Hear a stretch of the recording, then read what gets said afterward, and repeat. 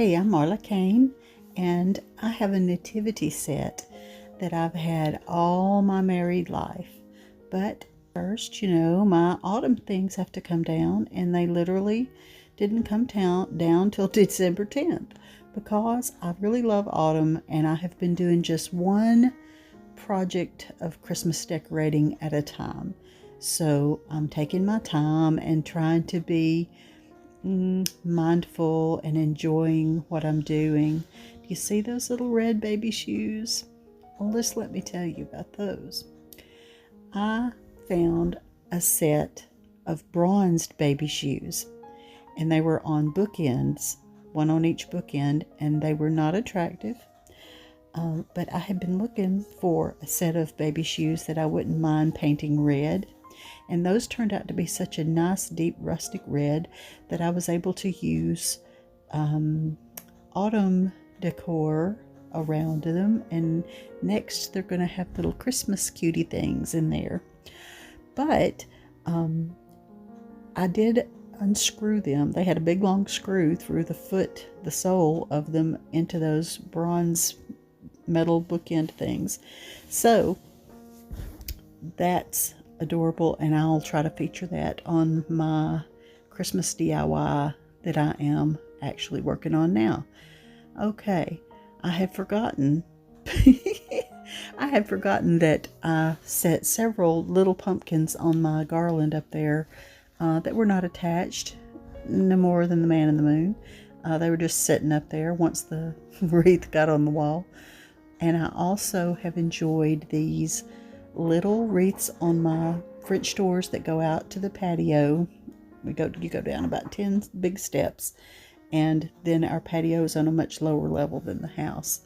But I've had little fern wreaths there. I've had little spring wreaths, and I usually can find, those came from Hobby Lobby, and that's where I usually find the most appropriately sized ones for my French doors.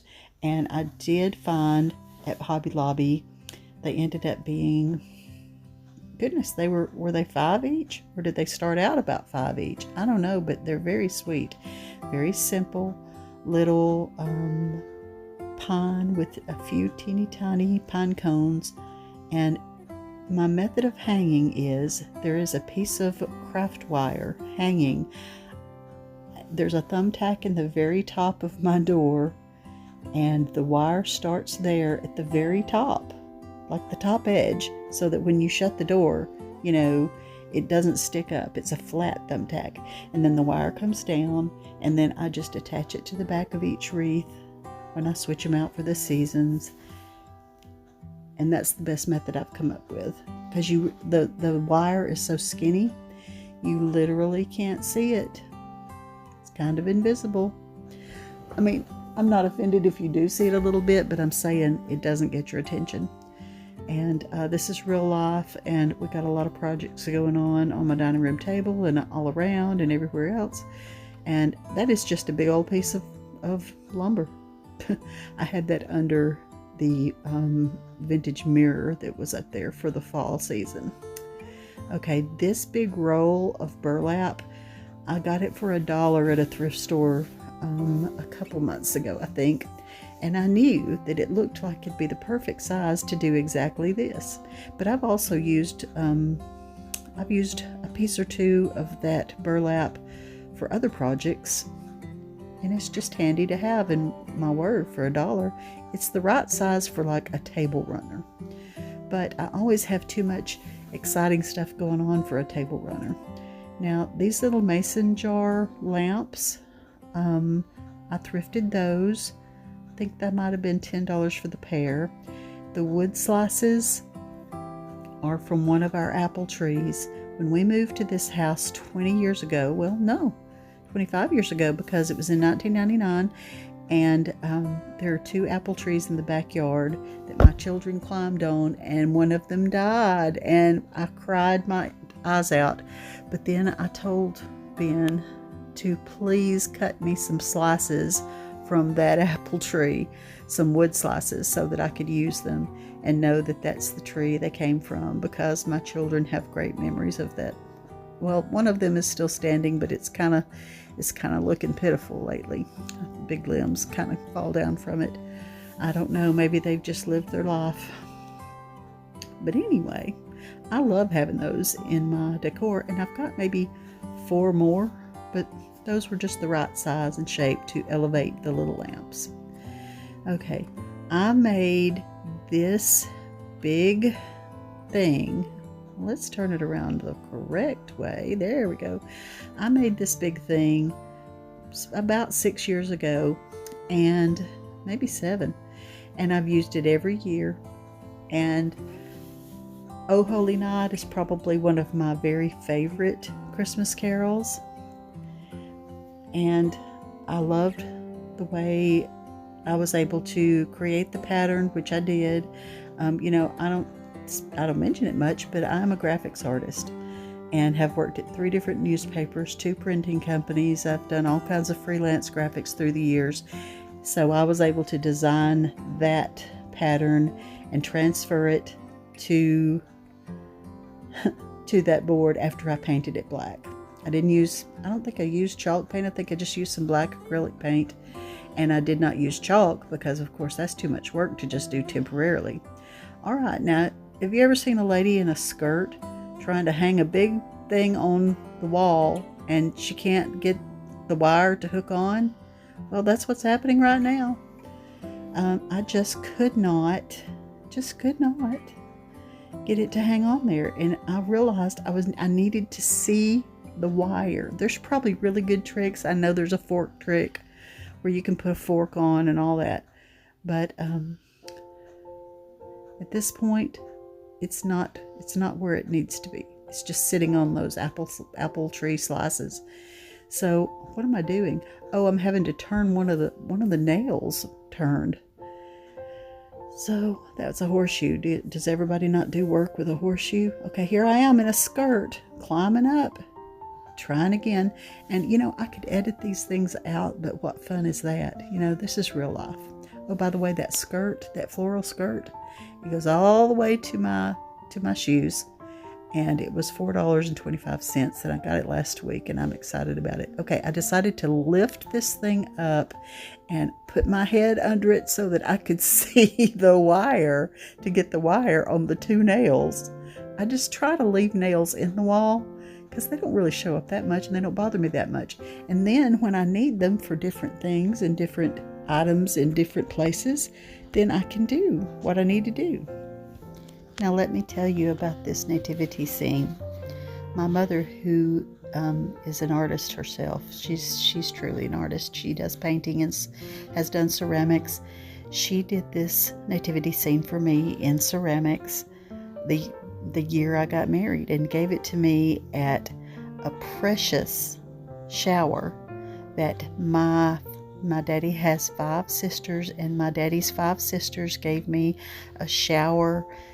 Just family, just them. And it was a Christmas shower in which they all gave me my very first Christmas decor, which I think is a brilliant idea. And my mother made this ceramic set and gave it to me at that shower, and I have used it every single year without fail. Every year without fail for all of my Christmases since 1988. And these things have survived raising 5 children, and now the grandchildren are very interested in them. And some figures have had their heads completely removed and glued back on. One of the camels fell a great distance and came apart, but has been glued back together. And the way they're painted, you really can't tell that's what has happened to any of the pieces. And I must admit that after I got everything done, I knocked the angel off its little pedestal and broke one of the wings off, but I'm not worried. I'm just going to glue it back together, and it will just be one more story to tell. I really don't remember many of the incidents. I think the first time one of them got broken, I was pretty upset, but then I realized, you know what? This is what happens when you use a set over and over and it's okay. And I've put this set up so many times. It's been on my mantle, it's been on coffee tables, but now that I have grandchildren, it really needs to be in a more protected place. I've had it all types of places in all the homes we've ever lived in, and I love it on the piano because I'm able to hang that big artwork above it. I just think it's great. So I've put it up so many times, I have a favorite way to arrange them according to the way that their heads are turned. Because some of them are like looking straight down, and some are looking at a further distance. I'm talking about those three kings and even the shepherd boys, and I want them all to be looking at Jesus at the appropriate angle. Nobody else cares about that stuff. Okay, there is it's just a candle pillar candle holder, candlestick. But I like that angel to be a little taller. So I've used every kind of pedestal for that angel over the years, and that is a little candle pillar thing that I had already out, and it was handy, so that's what got used this year. All right, I went in my yard and clipped real greenery from Leyland cypress trees, little pine trees, and I had forgotten all about these, but I walked toward the very back of our 2-acre yard and found the holly bushes that I had forgotten about. There's 2 of them, and I guess they just grew up just voluntarily. I didn't plant them. They were here when we got here, but they were little, and I just forget that they're there. But this year I had to walk to the back to get the kind of Leyland branches that I wanted, and there they were. They're as big as a Volkswagen Beetle, each of them, and loaded with hollies, the holly berries. Now they're very sharp and very uncomfortable, but the most concerning thing is that holly berries are, if you don't know this, they're very poisonous, and so I'm going to make sure that I only put them in places that are way up high, that my little grandchildren would not get a hold of them. And I made sure to sweep carefully and look with an eagle eye to see if any of them had fallen off, but they had not. And the reason that I personally know that holly berries are poisonous is because when my little brother was in elementary school, someone at school dared him to eat a holly berry off a bush that was at the school, which, that's questionable, but this was the 70s. So the principal had to drive my brother to the hospital to have his stomach pumped. Isn't that nice? Isn't that a great memory? But, we'll never let him live it down.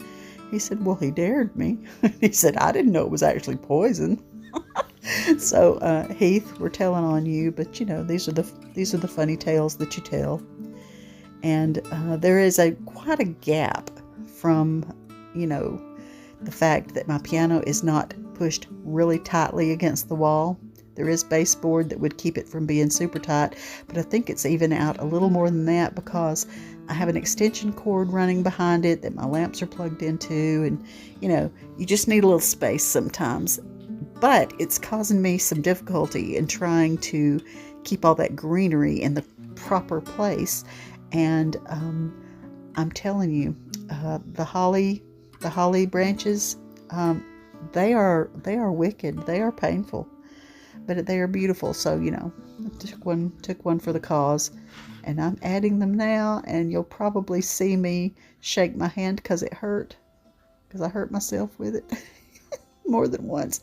I was like, I know I can be careful with these. Oh, that one was shaped a different way, and I had to take it to the other side because it had a curve to it that needed to go that way.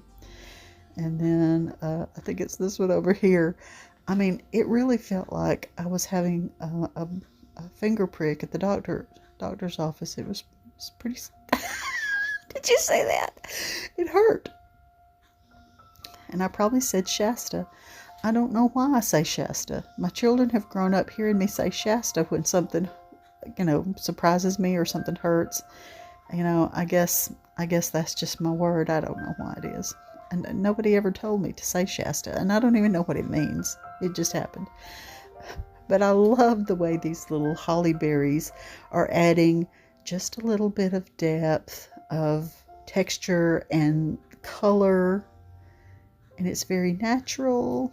And I should have, why did I not think to go ahead and add the lights, the little white lights? I just have a simple little short string. It may only have 20 clear white lights on it, just running through the greenery in the back. But I really should have put it down about halfway through this greenery process. But did I? No, I didn't think of it. Didn't do it then.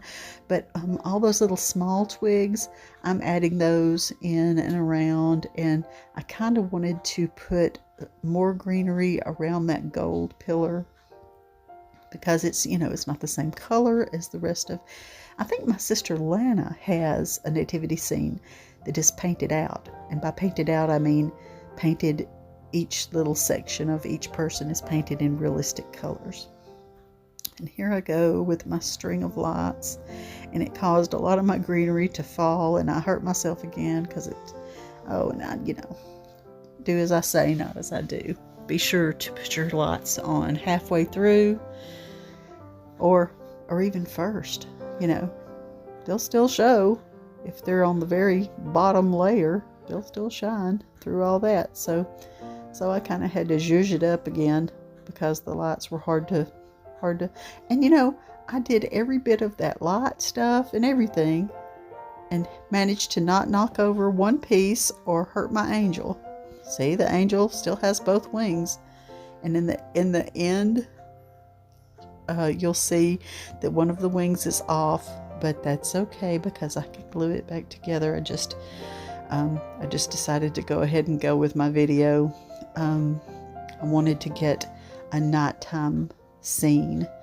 This scene here, the light comes in perfectly at certain times of the day, and makes really perfect conditions for videoing. So that's why most of this is filmed in the daylight, because honestly, I'm a night owl, and I do a lot of my best work after 9 p.m.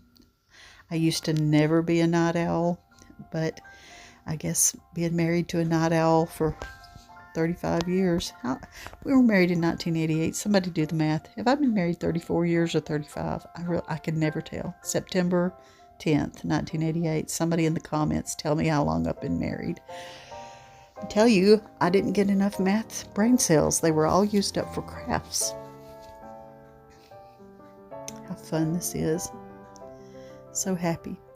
Oh, okay. Now you see me with the lid of my apple barrel paint, large jar of nutmeg brown. It's the perfect color.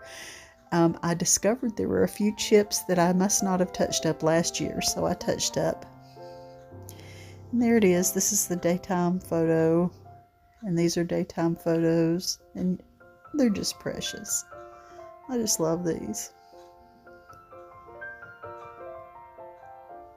And I love that my mother made them.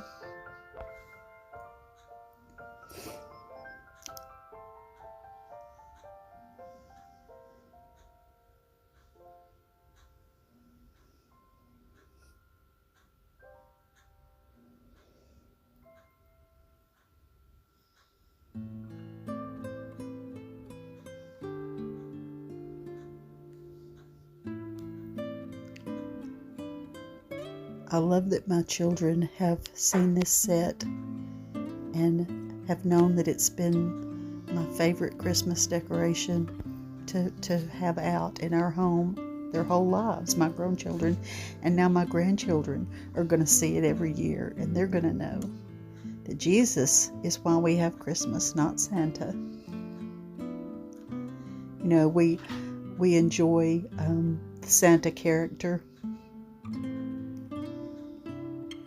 but we focus on Jesus. We really try to make sure our children understand that Christmas is all about Jesus.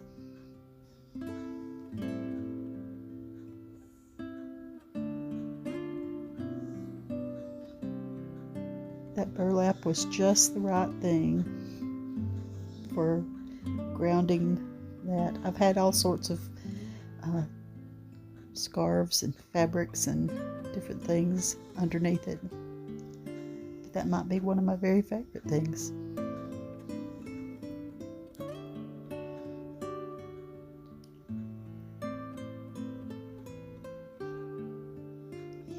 And here it is at night.